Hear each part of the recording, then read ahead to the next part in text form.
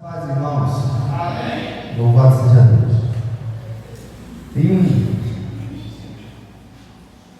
uma história que conta que um homem buscava conhecer a sabedoria. Ele busca um velho sábio. E ele chega então para esse velho sábio e diz: olha, me mostre a sabedoria. Quero conhecer a sabedoria. E aí esse homem leva ele até um local em que tinha água. Ele entra aqui na água comigo. Quando ele entra na água, ele pega aquele homem e afunda a cabeça dele na água. E aquele homem então lutando para se levantar e não podia. Depois de alguns instantes, já quase desfalecendo, ele sobe aquele homem e disse, e pergunta: quando você estava lá embaixo, dentro da água, o que é que você mais queria? Ele fez: ar. Então, quando você estiver procurando a sabedoria, da mesma forma que você estava procurando ar, volte aqui e fale comigo novamente. Muitas vezes, irmãos, nós queremos conhecer a Deus. Dizemos que queremos e necessitamos do Senhor, do Espírito Santo de Deus, mas a gente não busca a Deus e a sabedoria do Senhor, como nós buscamos muitas coisas do mundo. Ou apenas dizemos que queremos Deus, mas não queremos com tudo que temos, com tudo que somos, como se dependesse da nossa própria vida disso. Quero que vocês abram, irmãos, a palavra de Deus lá no livro de Colossenses, que é o livro que nós começamos na semana passada. Nós vamos ler apenas um versículo, capítulo 1, versículo 9.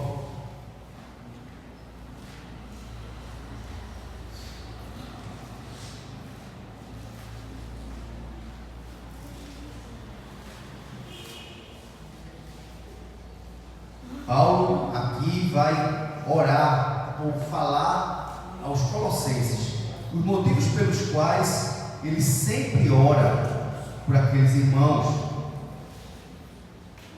Assim, por esta razão também nós, desde que soubemos disso, não deixamos de orar por vocês e de pedir que transbordem o pleno conhecimento da vontade de Deus em toda sabedoria e entendimento espiritual. Vamos orar mais uma vez? Senhor nosso Deus, obrigado, Senhor, pela tua palavra. Quão rica e bendita e preciosa é a tua palavra, Deus, que o Senhor deixou como presente, como luz, como um guia para nossas vidas, uma regra para que possamos todos os dias meditar e viver a partir dela. Nos ajude, Senhor, a compreender a tua escritura, para que vivamos de modo que agrade ao Senhor, em nome de Jesus. Amém. Irmãos, semana passada nós começamos a estudar o livro, ou essa carta que Paulo escreveu à igreja da cidade chamada Colossos. Colossos era uma cidade da Grécia, e naquela região havia uma doutrina que estava se espalhando. Eu falei um pouquinho dessa doutrina na semana passada. Uma doutrina que estava se espalhando no meio da igreja, que depois, que aqui é como se fosse um início dessa doutrina, que depois do primeiro século e durante o segundo século espalhou-se e chegou até a se misturar com o cristianismo, de modo que as pessoas não sabiam mais diferenciar o gnosticismo do cristianismo. O gnosticismo, irmãos, é uma doutrina que aqui em Colossos estava ainda inicial, e ela se misturava com outras doutrinas, e aí dava uma doutrina, uma heresia chamada heresia de Colossos. Essa heresia era praticamente somente de Colossos, e também alcançou uma outra cidade chamada Laodiceia, mas a carta que Paulo escreveu para Laodiceia não existe, não temos essa carta, não está na Bíblia, mas a de Colossos nós temos. E essa doutrina do gnosticismo é a doutrina do conhecimento, a busca pelo gnosis. Gnosis significa conhecimento. Tanto é que hoje, quando fala ignorante, alguém que é ignorante é uma pessoa que não tem o conhecimento. Quem tem conhecimento é o já seria então o ignorante, né? Seria alguém que tem o conhecimento, ou que busca o conhecimento. Então, esse texto, irmãos, está aqui, não é à toa. Essa doutrina estava permeando a igreja, misturando com o cristianismo, e dizia que o corpo era mau e o espírito era bom. as guerras, as mortes, as injustiças, e tentava explicar essas coisas. Olha, esse mundo físico foi criado por um Deus mau, não é um Deus todo-poderoso. E esse Deus mau que criou esse mundo, por isso que esse mundo é tão ruim e com tanto sofrimento. E nós precisamos, por meio de Jesus, alcançar o conhecimento e evoluir. E aí misturava esse conhecimento. Jesus falava: conhecereis a verdade vos libertará. Ele pega, então ele sequestra algumas teorias do cristianismo, juntou com o judaísmo. O judaísmo obrigava os crentes a circuncidar, a obedecer às festas, a sacrificar, e outras doutrinas mais judaicas que tinham que ser somadas ao gnosticismo, e ainda outras doutrinas místicas, que falavam sobre culto aos anjos e etc. Então era realmente uma doutrina muito misturada, no qual principalmente o corpo era mau e o espírito era bom. Então o corpo, a morte, era uma libertação do espírito. E então essa doutrina é muito perigosa por vários aspectos. O principal aspecto é porque negava que Jesus Cristo tinha vindo em carne, no corpo. Porque se o corpo é mau, como é que o Deus poderoso, segundo o cristianismo, teria então encarnado?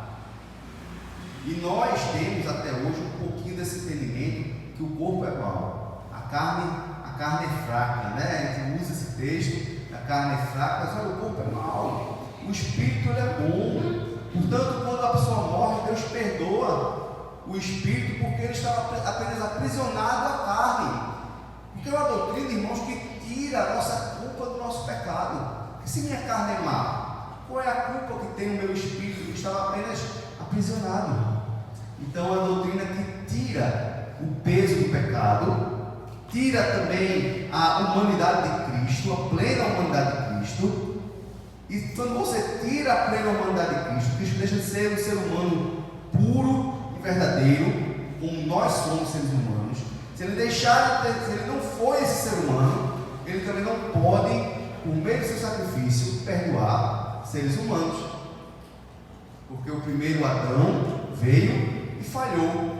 Deus então precisava levantar um outro representante da raça humana. E esse outro representante tinha que ser tão humano quanto nós.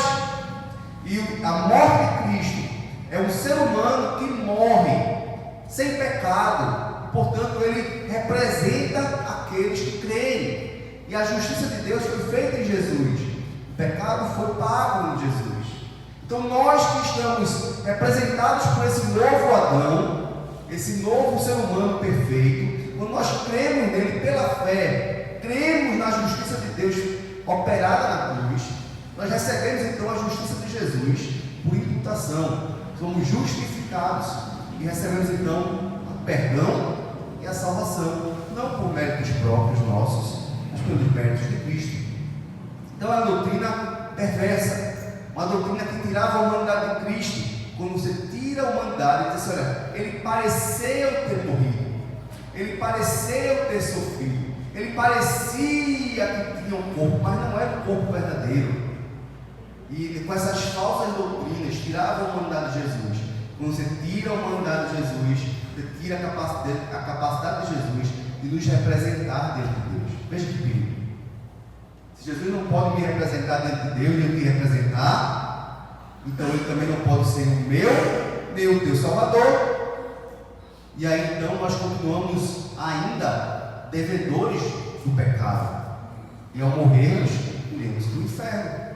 Porque Jesus não pagou, não nos representou na cruz. Olha que perigo essa doutrina. Estava permeando a igreja. E pessoas estavam começando a acreditar nisso. Na semana passada, nós vimos o início da carta. E nesse início da carta, Paulo sauda os irmãos, chama eles de santos e fiéis, né, que se encontravam em Colossos, e dizia que dava graças a Deus pela vida deles, porque tinha ouvido por meio de Epáfras, o pastor da igreja, que tinha plantado a igreja, que era discípulo de Paulo. Epáfras foi até Paulo, que estava preso em Éfeso, uma prisão domiciliar, e ele foi lá para ouvido de Paulo: Paulo, a igreja está sendo permeada por falsas doutrinas que misturam judaísmo, gnosticismo e ainda outras doutrinas místicas. E aí Paulo então escreve a carta aos Colossenses para mostrar para eles que Jesus Cristo é suficiente. Então, o motivo pelo qual Paulo escreveu a carta é para dizer assim: olha, Jesus é suficiente, não precisa de mais nada, não precisa acrescentar nada do judaísmo, nada de gnosticismo, nada. Jesus Cristo, como vocês aprenderam, é suficiente. E Paulo então elogia os colossenses, lembrando do que eles viveram, lembrando de como eles eram, e chama esse povo a permanecer no que eles aprenderam. Ele diz: olha, vocês possuíam uma fé genuína, eu ouvi falar da fé de vocês. Depois Paulo fala assim: vocês têm um amor genuíno de uns para com os outros, uma igreja que amava e cuidava uns dos outros. Depois Paulo diz: olha, vocês sempre preservaram a esperança na vida eterna. A esperança de vocês não era para esse mundo, a esperança de vocês sempre foi no mundo vindouro, a vida eterna. Vocês sempre produziram frutos, vocês sempre pregaram o Evangelho, vocês são uma igreja e sempre foram uma igreja modelo para todas as igrejas. Vocês nunca abandonaram a graça de Deus, vocês sempre creram que a graça de Deus é suficiente para a vida de vocês. Então Paulo, quando introduz a carta dessa forma, lembrando aos colossenses quem eles eram, era para contar assim: olha, por que vocês agora estão começando a trazer doutrinas estranhas para o Evangelho? Se afastem disso. Olha, vocês são esses, eu sempre ouvi falar bem de vocês. Voltem para o início, lembrem de quem vocês são. Lembrem de quem vocês são. Portanto, aí chega o versículo 9. Versículo 9, Paulo vai novamente falar da oração que ele sempre faz por aqueles crentes. E diz assim: por esta razão, por tudo isso que vocês são, uma igreja genuína, de fé, que não caiu da graça, uma igreja que ama o próximo, uma igreja que produz frutos, que prega o Evangelho, por causa de tudo isso, desde o dia que ouvimos, não cessamos de orar por vocês, e de pedir o que a Deus? E de pedir que transbordeis em pleno conhecimento da sua vontade, em toda sabedoria e entendimento espiritual. Paulo aqui introduz então o termo conhecimento, gnoses, ou epignosis, um conhecimento maduro. Não apenas conhecimento. Conhecer é muito importante, né? Conhecer tantas coisas nesse mundo, conhecer um pouco mais do seu trabalho, estudar, se formar, é muito importante. Você conhecer mais da palavra de Deus, você fazer um curso, é muito importante.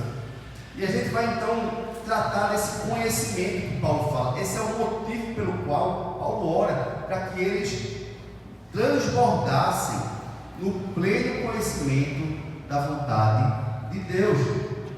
E por causa disso, então, eu quero trazer o tema, irmãos: como devemos conhecer a vontade de Deus.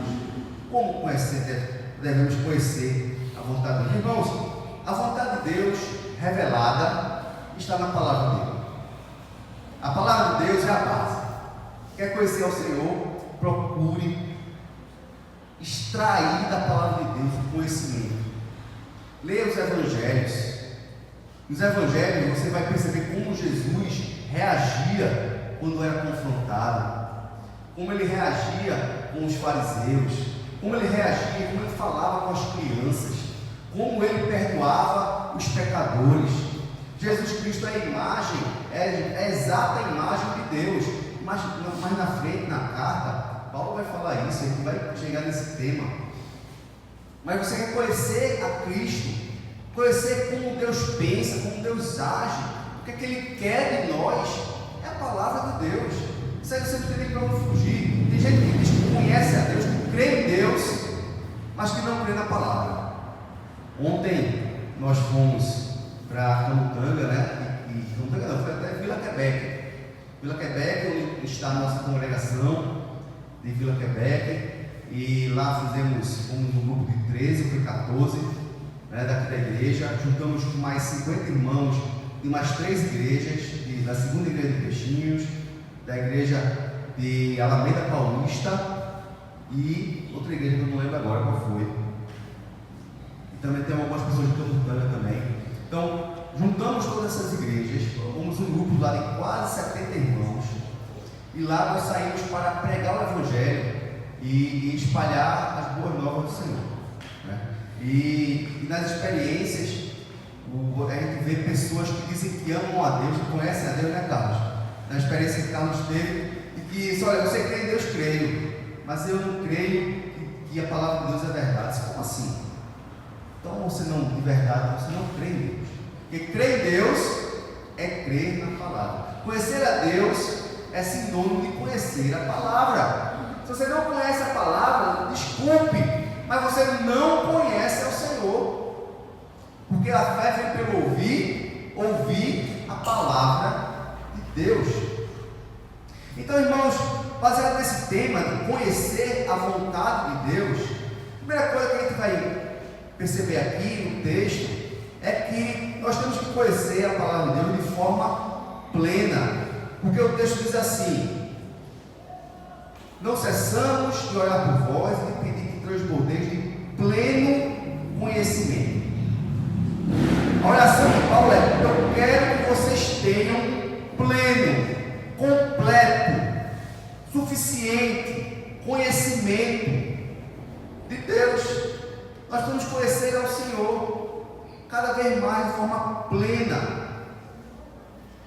É a palavra epignosis, pleno conhecimento, para contrastar com a gnose do gnosticismo. É uma gnose no qual ele diz: olha, a verdade vai libertar, o conhecimento liberta você, para que você possa realmente encontrar Deus, de forma de obediência às leis, às práticas. E aí ele começava a botar doutrinas de anjos, de misticismo, e ele diz assim: não, e Paulo diz: olha, eu quero que vocês tenham um pleno conhecimento verdadeiro, completo. Lá em Romanos 12, versículo 2, o texto diz assim: e não vos conformeis com este século, mas transformai-vos pela renovação da vossa mente, para que experimenteis qual seja a boa, agradável e perfeita o quê? Vontade de Deus. Deus, Ele quer que você saiba da vontade que Ele tem para você. Deus tem uma vontade para você. Ele tem um desejo para a sua vida. E aqui fala que se a gente se conformar com esse século, a gente não vai conhecer a vontade de Deus. Mas se a gente não se conformar com este século, e se transformar pela renovação da nossa mente, por meio do conhecimento da palavra de Deus, a nossa mente sendo encharcada, inundada e transformada pelo conhecimento da palavra de Deus, porque conhecereis a verdade e a verdade vos libertará. Nós vamos experimentar, é algo experimental, porque a boa, perfeita, agradável e perfeita vontade de Deus. Deus, Ele quer revelar para a gente a sua vontade. E a vontade de Deus, irmãos, como eu falei, está expressa de linhas gerais na palavra de Deus. Ele nos chama para a adoração verdadeira, para sermos cristãos autênticos, não apenas cristãos na igreja, não apenas cristãos quando estamos com outros cristãos, mas sermos cristãos fazendo a diferença em todo lugar que a gente for. E para isso, irmãos, a palavra de Deus precisa ser conhecida. Não tem como conhecer a vontade de Deus sem conhecer a palavra de Deus. Tem muita gente, e até tem uma pesquisa que foi feita, e aí está até no meu Instagram, no pessoal. Nessa pesquisa é muito interessante. Um rapaz, um jovem cristão, ele então chega para outros cristãos, e aí pergunta assim: você é cristão? E a pessoa: sim, eu sou cristão. Me diga aí um versículo da Bíblia. Diga para mim um versículo da Bíblia. Nem João 3,16 o pessoal sabia. Nem no princípio criou Deus os céus e a terra, nem isso. Nada. Nem Deus é amor. Nem Jesus chorou, que é o menor versículo da Bíblia. Nada. Ele foi perguntando para um, chegava para outro, um versículo da Bíblia. Um versículo da Bíblia. Ele perguntou para umas 10 pessoas. Ninguém que se dizia cristão conhecia nenhum versículo da Bíblia. E aí ele então foi para os muçulmanos. O muçulmano é outro esquema. O muçulmano, ele aprende a sua lei bem direitinho. Eles são muito bem doutrinados. E aí ele chegava para o muçulmano e falava assim: você é muçulmano? Ele disse: sim, eu sou muçulmano. Me diga um texto do Alcorão. Um texto, um versículo do Alcorão. Eles citavam um texto, capítulos inteiros. Eles começavam a falar, e tererei, tererei, tererei, tererei. Eles passavam textos longos, decorados, do Alcorão. Irmãos, um cristão que se diz cristão, mas que não conhece a palavra de Deus, não é cristão. Porque cristão não é ser da boca para fora. Não é porque você diz que é cristão que você realmente é um cristão. Não é porque você foi batizado que você simplesmente: eu sou batizado também, que eu sou cristão. Não tem nada a ver com isso. Não tem nada a ver com isso, não necessariamente. Lá em Timóteo, 2 Timóteo, capítulo 3, versículo 16, diz que toda a Escritura é inspirada por Deus e útil para o ensino, para a repreensão, para a correção, para a educação na justiça. Irmãos, sem a palavra de Deus inspirada, você nunca vai aprender, nunca vai ser repreendido, nunca vai ser corrigido, nunca vai ser educado na justiça. Então, se você não conhece a palavra de Deus, não tem como você ser corrigido por Deus, ser transformado por Deus e ser moldado por Deus. Não tem como você, como eu falei, transformar a sua mente, porque só a única coisa que transforma a mente, somos renovados no nosso entendimento, para que possamos experimentar a agradável, perfeita vontade de Deus, é por meio da palavra de Deus. E nós, irmãos, negligenciamos a palavra de Deus de forma terrível.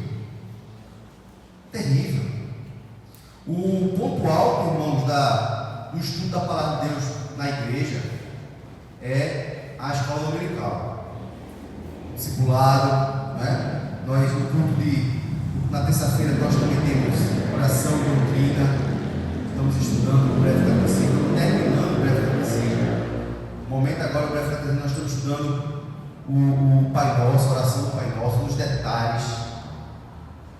Mas quando nós vamos estudar a palavra de Deus, quando nós estamos aqui para ler a palavra de Deus, estudar mesmo, para os detalhes. Hoje de manhã nós aprendemos que a 7ª taça da ira de Deus vai ser derramada no ar. A 7ª taça vai ser derramada no ar.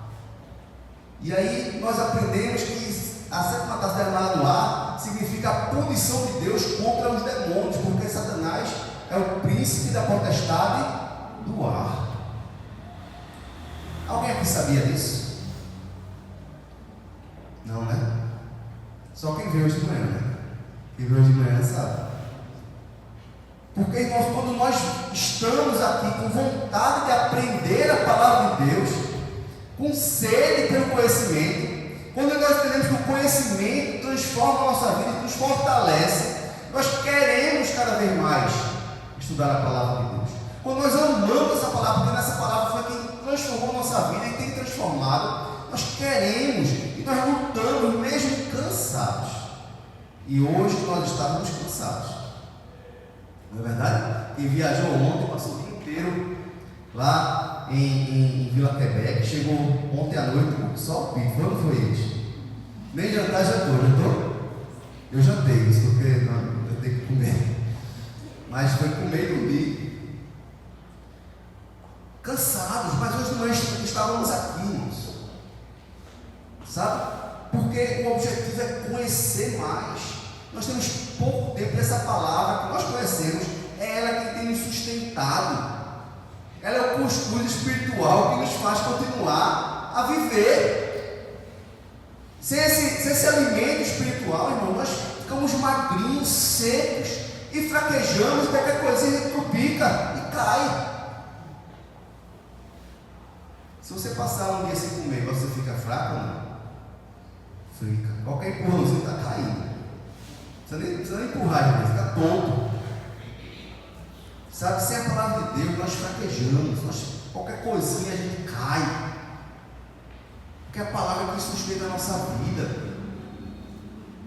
Em Efésios 4, versículo 11, diz assim: Ele mesmo concedeu uns para apóstolos, outros para profetas, outros para evangelistas e outros para pastores e mestres. Porque Deus levantou apóstolos, profetas, evangelistas, pastores e mestres. Por que Deus levantou essas pessoas? Aqui diz, versículo 12: com vistas ao aperfeiçoamento dos santos, para o desempenho do seu serviço, para a edificação do corpo de Cristo, até que todos cheguemos à unidade da fé, do pleno conhecimento do Filho de Deus, a perfeita varonilidade, a medida da estatura da plenitude de Cristo, para que não mais sejamos como meninos, agitados de um lado para o outro, levados ao redor por todo o vento de doutrina, pela artimanha de homens, pela astúcia com que induzem ao erro. Irmãos, quando nós não estamos estudando a palavra de Deus, conhecendo realmente a palavra, a doutrina que Deus deixou para a gente, quando chega uma doutrininha, um vento de doutrina, quando chega uma conversinha mole, quando chega alguém dizendo que Jesus não veio na carne, não, porque se desce na carne, a carne é má. Se você não conhece a palavra, se você não entende a necessidade de Cristo ter vindo na carne, é capaz de você cair. Por quê? Com argumentos, irmão, cai. Tem doutrina por aí, tem igreja por aí que diz que Jesus não é o Filho de Deus, que ele é o filho, não é o Filho com F maiúsculo, é o Filho com F minúsculo, como eu e você. Se ele também não é o Filho com F maiúsculo, se ele não é Deus, ele também não pode nos salvar, porque só quem perdoa o pecado é Deus. Só quem pode dar a vida e recuperá-la é o próprio Deus. Então ele não ressuscitou e é vã a nossa pregação.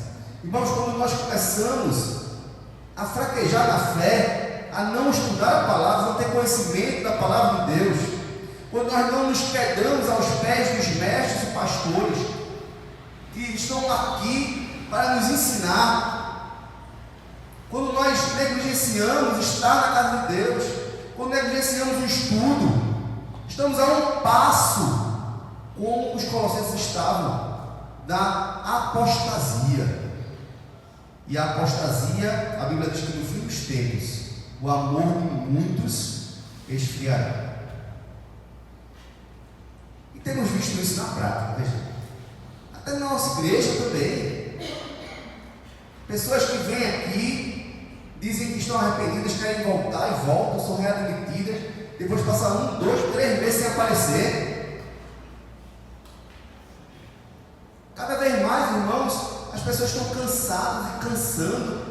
Em vez de crescer em conhecimento e acelerar, estar cada vez mais fortes e não vão deixando de congregar, sabe? Dão um motivo aqui, um motivo acolá, vão enfraquecendo, esfriando, adormecendo na fé. Ontem a irmã estava falando, testemunho que deu porque ela encontrou uma pessoa desviada naquele evangelismo. Não, porque eu estou desviada, você não está desviada, você está adormecida. E é verdade, a palavra de Deus diz assim: desperta, ó tu que dormes, fortalece os teus joelhos, e Cristo te levantará. Sabe, irmão, muitas vezes nós estamos, existe uma tendência de dormir, de descansar, de se cansar, e a gente não querer mais buscar, e aquilo vai tomando uma frieza, vamos ficando, sabe, embrutecidos. A palavra de Deus para de fazer efeito no nosso coração que outrora tinha sido de pedra, foi removido, foi colocado no coração de carne, mas vira aquela carne dura, é de carne, não é dura. Por quê? Porque nós vamos declinando, nós vamos deixando de vir, deixando de buscar, deixando de orar, e vai cada vez pior, é ladeira abaixo. Tem muita gente desviada ou adormecida por aí, tem? Se preocupe não, se você seguir os passos dela, deixar de vir, deixar de orar, deixar de buscar Deus, deixar de congregar, deixar de orar uns com os outros, você é o próximo. Pode ter certeza, não tem bom, não tem pastor, nem presbítero, nem daqui, não caia, porque todos nós estamos com um inimigo ao nosso derredor, buscando o quê? Quem possa nos estragar. É como um leão que ruge. E você pode ver, quando você vê aquele lá, aqueles filmes de leão caçando, o leão ele só ataca o animal menor, o animal mais cansado, que se afasta do bando. É assim ou não é? O leão ele não ataca pegando o mais forte que está no meio do bando, não. Ele pega o mais fraco, que está ficando para trás. E sabe quem vai ser o próximo? Eu e você. Se a gente não buscar o pleno conhecimento do Filho de Deus, então não buscar com toda a nossa força, diariamente, com tudo que Ele tem, conhecer cada vez mais essa palavra, como quem busca o ar, precisamos buscar a palavra de Deus. Não negligencie a busca pela palavra na sua vida, no dia a dia, na sua devocional e também na igreja, junto com os irmãos. Amém? Amém. Segunda coisa, irmãos. Segunda coisa que devemos fazer para conhecer a vontade de Deus é que nós temos que buscar a vontade de Deus de forma transbordante, porque o texto diz assim: não cessamos de orar por vós e de pedir que transbordeis.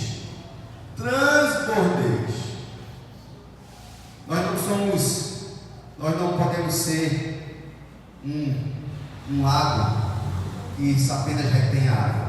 Temos que ser como um rio, que a água corre. Temos que transbordar. Temos que transbordar do conhecimento de Deus.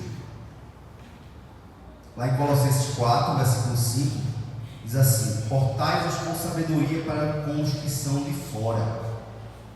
Aproveitai as oportunidades. A vossa palavra seja sempre agradável, temperada com sal, para saberes como deveis responder a cada um. Irmãos, nós temos que viver a vida como um soldado alerta, como alguém que está de plantão o tempo todo, buscando as oportunidades e aproveitando as oportunidades para quê? Para transbordar, para falar da palavra de Deus para as outras pessoas. Não podemos reter a palavra de Deus. As pessoas estão desesperadas por algo que elas nem sabem o que é, carentes da palavra de Deus, desesperadas buscando ídolos para poder satisfazer a vida deles, e ele não sabe que a alegria só há em Cristo Jesus. E nós temos que aproveitar as oportunidades para transbordar esse conhecimento que você tem de muitos anos de crente. Muitos anos de crente. 10. Quem aqui tem 10 anos de crente? Quem tem 10 anos? Quem tem 15? Quem tem 20 anos de crente? 20. Levanta a mão, 20 anos de crente. Eu também tenho. Me converti em 97. Estou com mais, né? Veja, estamos em 2024, com mais 3 anos. Tenho 27 anos de crente. 26, né? 26 anos de crente, mais 26 anos, 27 anos de crente. Você tem 29, né? Quem tem mais de 29 anos de crente aqui? Você é o ancião daqui, viu, irmão? 29 anos de crente, irmão. Conhecimento tem demais. Quantas pregações nós já ouvimos? Quantos estudos? Quantas vezes nós lemos a palavra de Deus e a gente vira um dique? A gente não deixa a água correr. A gente não fala da palavra para as pessoas. A gente tem um conhecimento gigante. Muitas vezes estamos retendo. Temos a oportunidade de viajar para falar dessa palavra para as pessoas. Mas não, eu prefiro dormir. Eu prefiro descansar. Eu prefiro trabalhar para poder ganhar mais dinheiro. Sabe? Eu prefiro tirar um dia do lazer. Não tem problema nenhum com o dia do lazer. Não tem problema nenhum, eu também gosto. Mas as oportunidades que nós temos de fazer isso como igreja são poucas. Esse ano só foram 2, talvez 3, não sei. O ano inteiro, veja, quantos sábados tem para lazer, quantos sábados tem para evangelizar. Não tem comparação. Mas muitas vezes, irmão, nós não queremos. Nós queremos represar. Lá em Atos dos Apóstolos, capítulo 5, versículo 40, diz assim: chamando os apóstolos, açoitaram-os e ordenando-os que não falassem, em o nome de Jesus Cristo, os soltaram. Então a ordem era: não falem de Jesus Cristo, chicote. Não falem de Jesus, chicote. Depois que eles estavam tudo ferrado, tudo cortado, tudo sangrando, não falem de Jesus. O que eles fizeram? Falaram de Jesus. Veja o versículo 6. Desculpa, versículo 41. E eles se retiraram do sinédrio, regozijando-se por terem sido considerados dignos de sofrer afrontas por esse nome. E todos os dias no templo, de casa em casa, o que é que eles faziam? Não cessavam de ensinar e de pregar Jesus Cristo.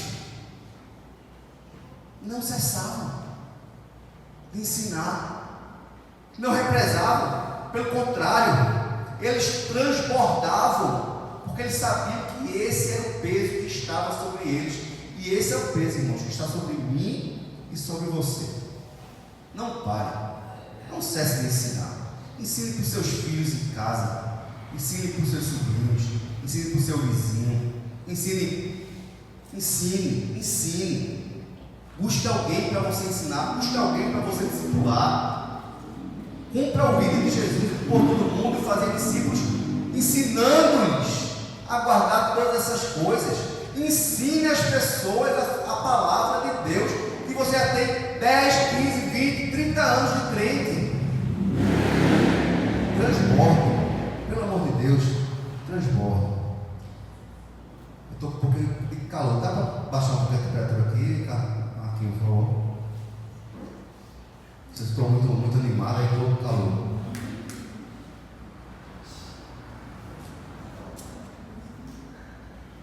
Terceira coisa, irmãos, e última, tá? Nós temos que conhecer a vontade de Deus, mas não pode ser apenas um conhecimento teórico. Tem que ser com toda a sabedoria e entendimento espiritual. Porque o texto diz que não cessamos de orar por vós e de pedir que transbordeis de pleno conhecimento da sua vontade, em toda sabedoria e entendimento espiritual. É um entendimento, usa a mente, usa, mas é um entendimento diferente do entendimento do mundo, que é o entendimento gnóstico. Não é um entendimento apenas do conhecimento. Então você não vai ser um entendimento de um filósofo, desses gurus que tem por aí, muitos sábios que trazem ensinamentos e tal. São bons também, Você pode escutar, você filtra.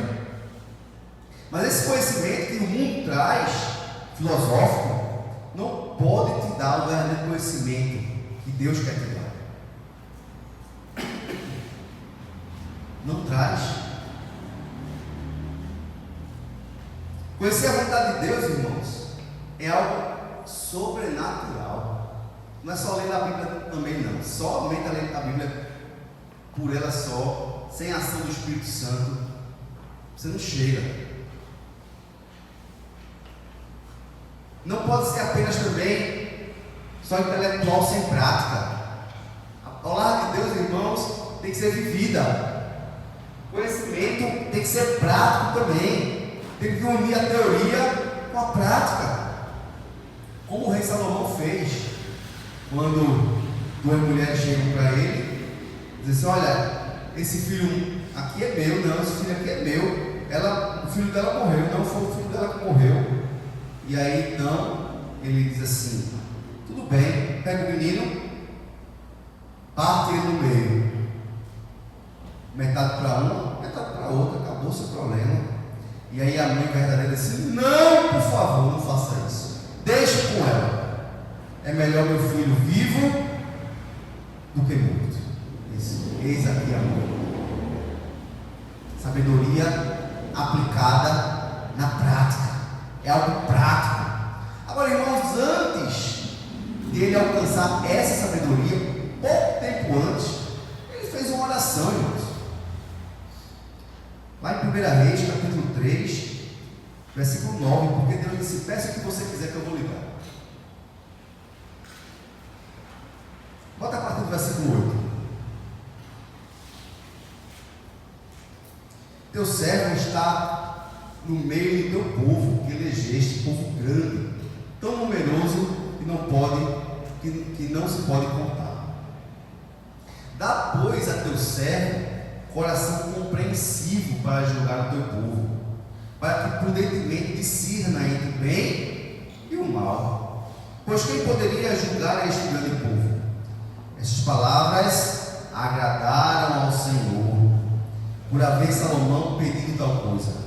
Disse-lhe Deus: já que pediste esta coisa, e não pediste longevidade, nem riquezas, nem morte dos teus inimigos, mas pediste entendimento para discernires o que é justo, eis que faço segundo as tuas palavras.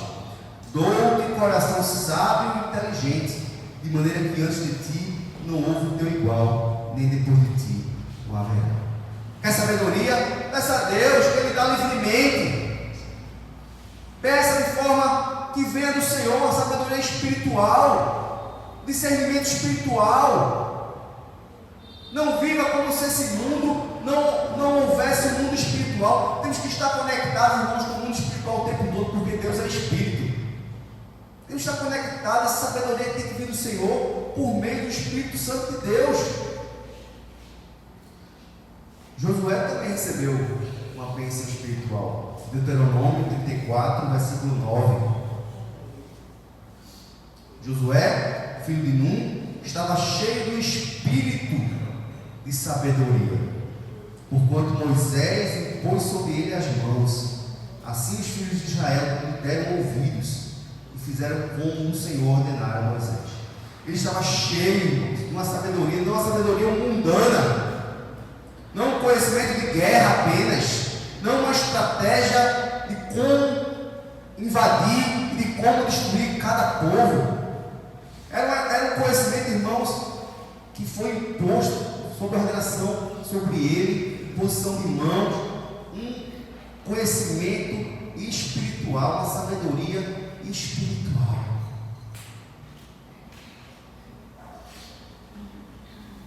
O homem natural, como diz lá em 1 Coríntios 2, versículo 14, assim: ora, o homem natural, o que é o homem natural?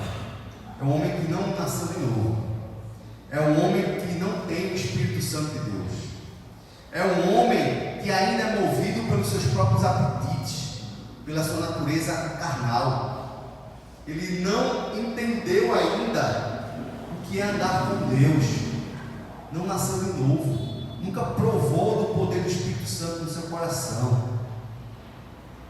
E diz assim: olha, o homem natural não aceita as coisas do Espírito de Deus, porque eles são loucura e não podem entendê-las, porque elas se discernem espiritualmente.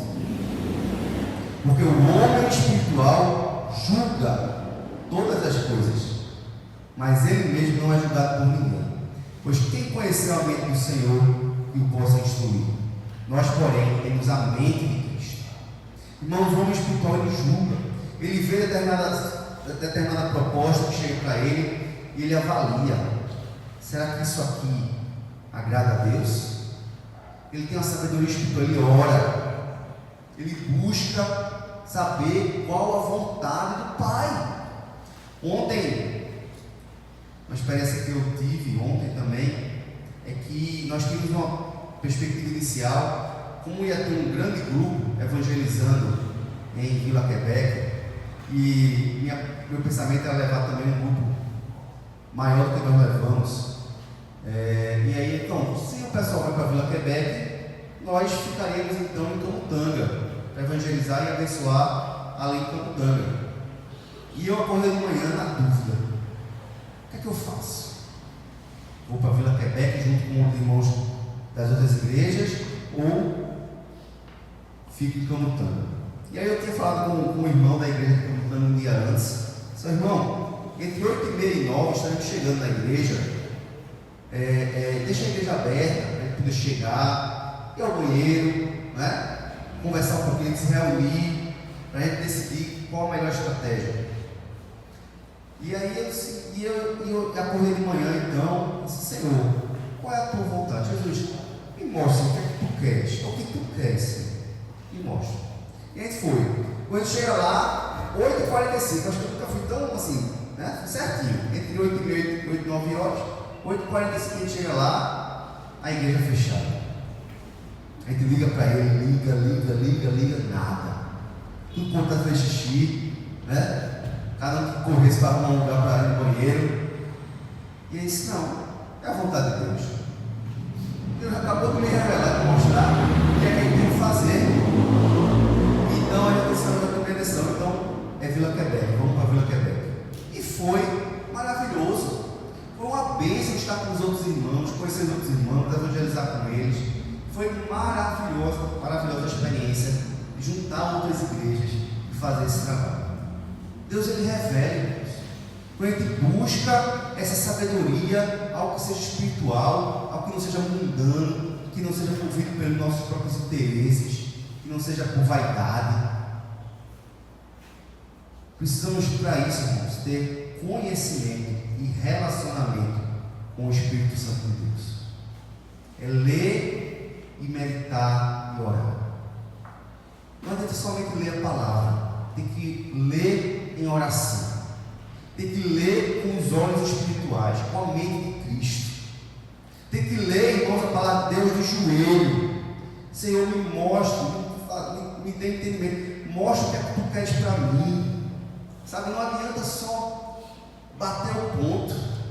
Eu nunca gostei muito dessa história de vamos ler a Bíblia em um ano. Aí você tem lá tantos versos, uma meta de 3, 4 capítulos por dia do Novo, do Antigo Testamento, aquela meta para ler, para dizer que leu, para dizer que leu a Bíblia em um ano.